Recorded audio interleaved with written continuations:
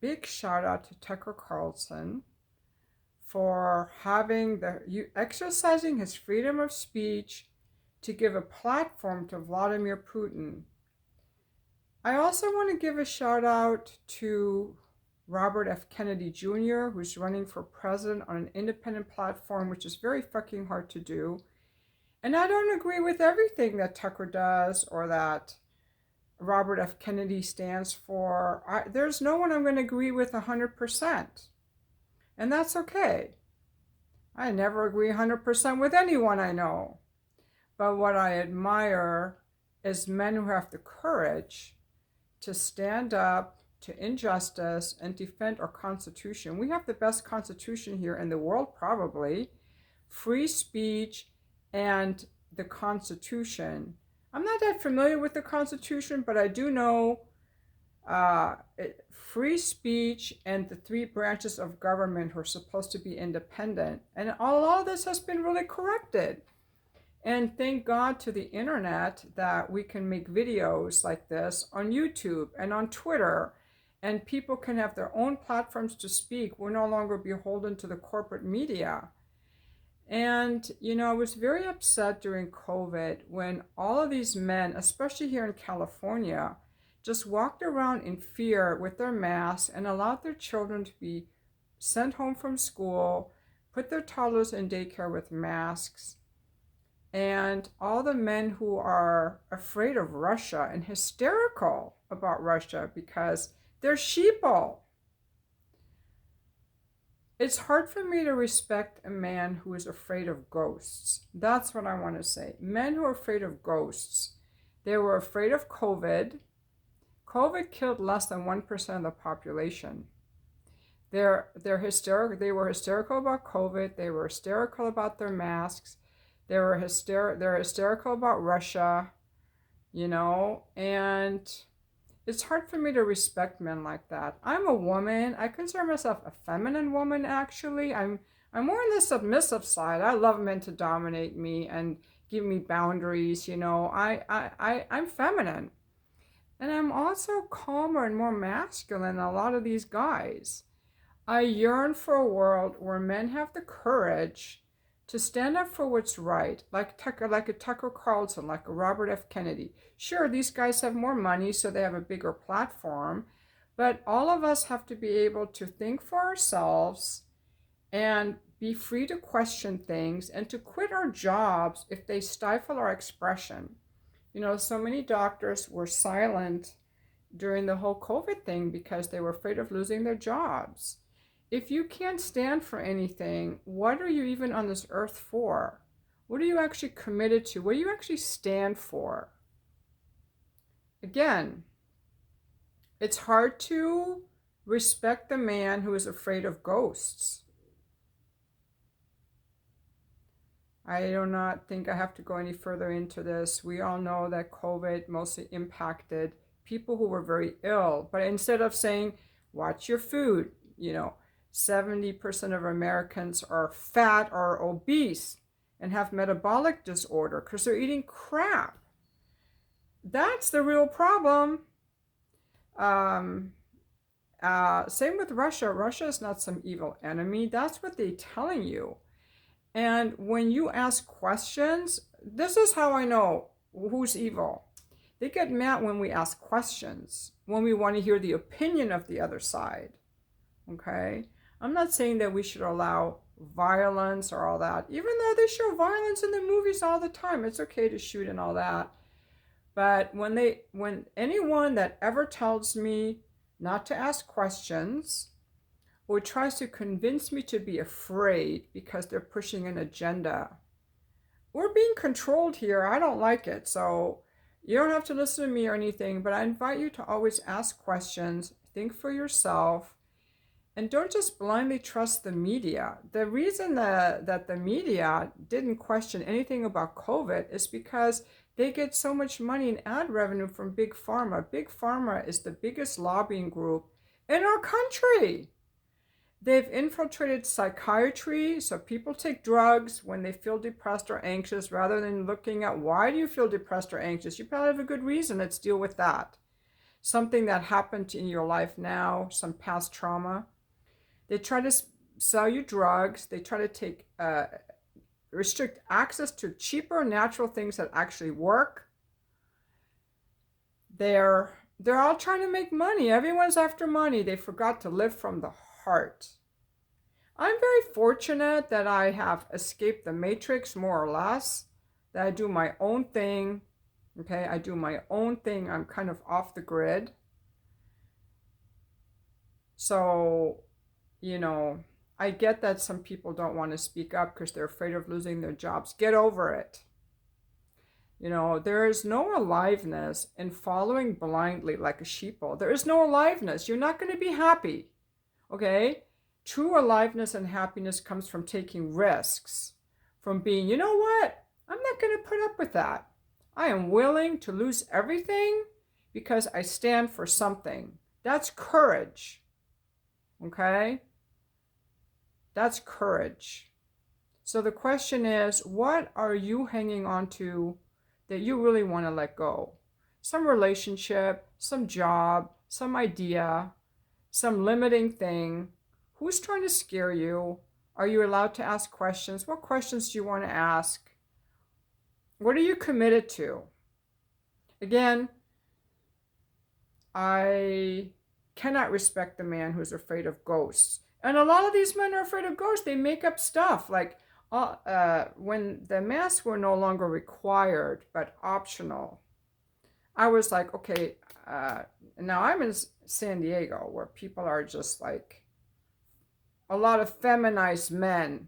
I want to fuck a trucker and like a nice, well put together trucker in a flannel shirt and a beard who cares about this country and cares about his family and is willing to take a stand and stand for something. I want a guy like that to fuck me. I yearn for men like that. That's not what we have. So, and don't email me saying you want to fuck me because I'll block you. But I'm just putting out an idea or a concept here to the universe. I walked into the Starbucks and in front of me was a line of 6 sheeple men with masks at the time when masks were optional. I was so mad at them. I was so disgusted and repulsed by them. I wanted to say, grow a fucking pair of balls, you fucking piece of shit. I was so mad at these men. If a woman gets mad at you, it's because you're a people pleaser and you're a wimp. You're supposed to stand for something. You're walking around and you're afraid of your own fucking shadow. And then the people who are afraid of Russia. Russia is not trying to take over Europe. It's a stupid idea. Russia withdrew from East Germany, and they had an arrangement that the U.S. promised Russia, we will not bring NATO past Germany, something like that. And they keep bringing it closer, closer, closer. Russia is not taking over anything. Sure, they had a few squabbles on their borders. But who is the big fucking asshole here? And if you're offended by my language, get the fuck out. It's my channel. I talk how I want. I'm pissed. Who is the biggest warmonger in the whole world? It's the United States. And that's not what our founding fathers stood for. These people in power have been corrupted by money. And all they care about is making themselves richer. We have lost the middle class. We have a lot of social epidemics. We have a lot of problems in this country. But they're printing money to fund more wars. Okay? And you think Russia is the scary one?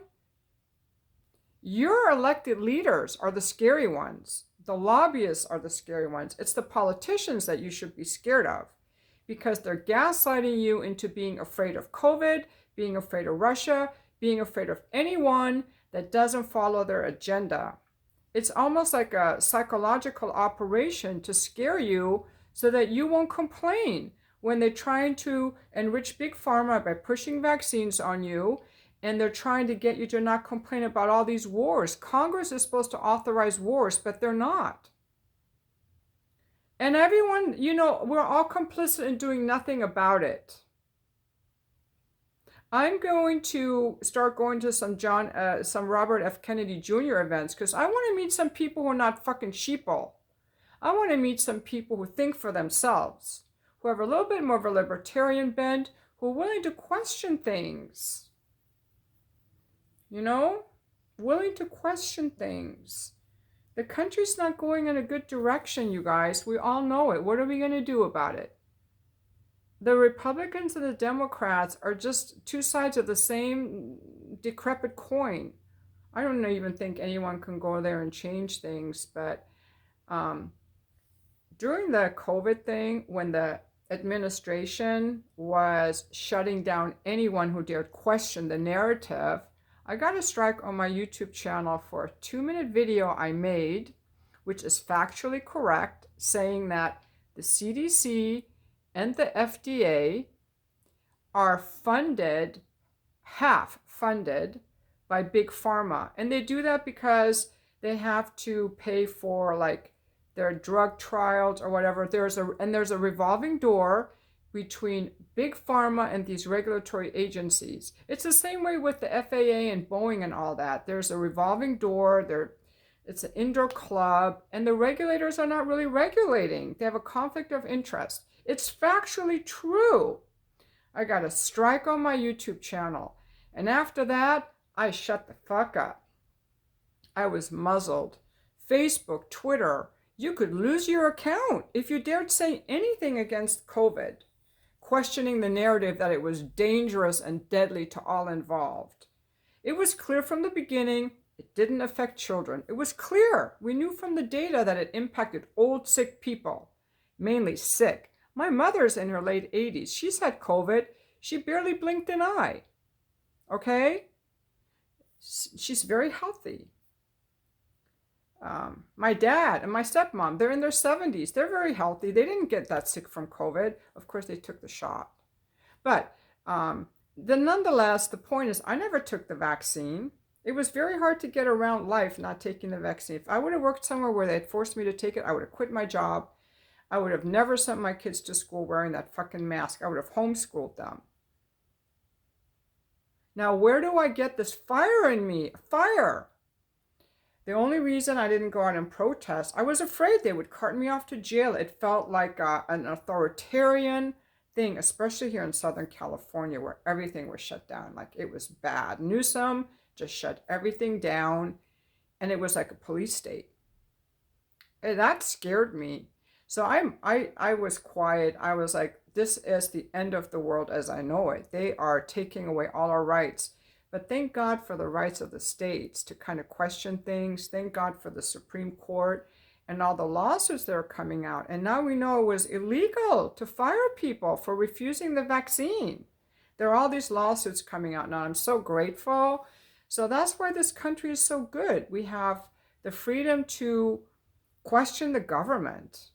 And thanks to places like YouTube and Twitter, I'm not on TikTok. I don't know about Facebook, but we have the freedom to question things.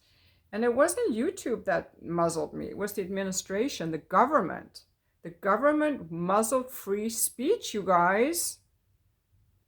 And all these men just kowtowed and went along with it. Fucking cowards. You're supposed to stand for something. You're supposed to protect us. You're supposed to be leaders. You're supposed to be patriots. And maybe you don't feel like there's anything to protect. Maybe you men have also lost your interest in this country and in being a patriot and being an American. Maybe we've all become so atomized and selfish and we lost our collective somehow. We've got to get it back. And you cannot be afraid of ghosts. When I say ghosts, it's like made up stuff that they try to tell you that is not even scary. Russia isn't scary. It's our politicians that are scary. They're constantly trying to start wars. Want to start a war with Iran. Want to start a war here. Why? Because they get money from the companies that sell weapons. It's all about their money. Has nothing to do with caring about us or living from the heart. They're committed to enriching themselves. They're not committed to a greater cause. So don't go along with it. Have some courage. Do not let these people sheeple you into just being an idiot. Not you guys watching. You guys already know. I'm just talking to the idiots. And a lot of people believe whatever the fucking media tells them. There is no difference. I know some of you like Trump, some of you like Biden, whatever. I don't know. I mean, who knows who's really running the show behind the scenes? I don't think, no matter who's the president, we always start wars. We always protect Wall Street. We always protect Big Pharma. You know, you have a different face. Someone talks more like this. Someone talks more like this. Trump's a little harder on the border. Biden's a little bit more giving more money out to the poor people. You know, that's really the only difference I see. That's the only difference I see. Trump has this folksy style of talking, and Obama had this eloquent style of talking, but they're all the same. Pretty much, because the whole system is corrupt. I don't even think that Robert F. Kennedy could change it that much, but who knows? I think it's good to have these alternate voices, and at one time we did. We had independent parties, third parties, but it's all been very complicit.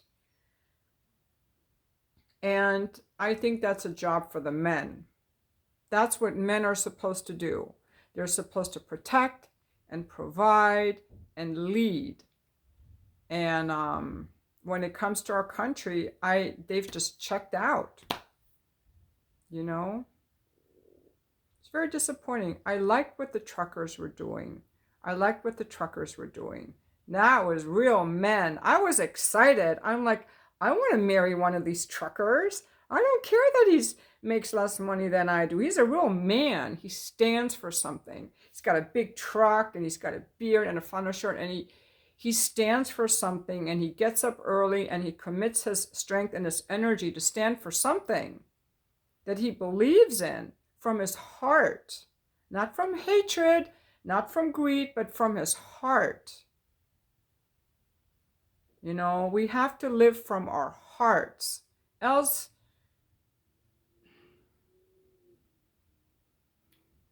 that's all I got.